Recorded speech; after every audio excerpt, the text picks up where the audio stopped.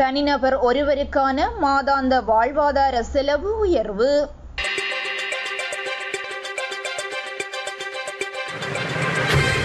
அடிப்படை தேவைகளை பூர்த்தி செய்வதற்கு தனிநபர் ஒருவருக்கு மாதத்திற்கு தேவையான குறைந்தபட்ச செலவு 17,117 ரூபாவாக அதிகரித்துள்ளதாக தொகை மதிப்பு மற்றும் புள்ளி விவர திணைக்களம் தெரிவித்துள்ளது.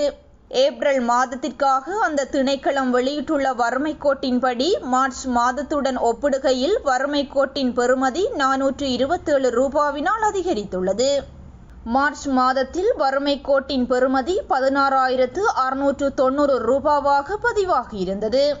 இந்த அதிகாரப்பூர்வ வறுமை கோடு என்பது அடிப்படை தேவைகளை பூர்த்தி செய்வதற்கு தனிநபர் ஒருவருக்கு மாதத்திற்கு தேவையான குறைந்தபட்ச செலவை மதிப்பிடுகின்றது. ஏப்ரல் மாதத்திற்கான வறுமை கோட்டின்படி அதன் அதிகபட்ச பெறுமதி கொழும்பு மாவட்டத்திலிருந்து பதிவாகியுள்ளதுடன் அது 18,461 ரூபாவாகும். வறுமை கோட்டின் குறைந்தபட்ச பெறுமதி மொனராகலை மாவட்டத்திலிருந்து பதிவாகியுள்ளதுடன் அது 16,367 ரூபாவாகும்.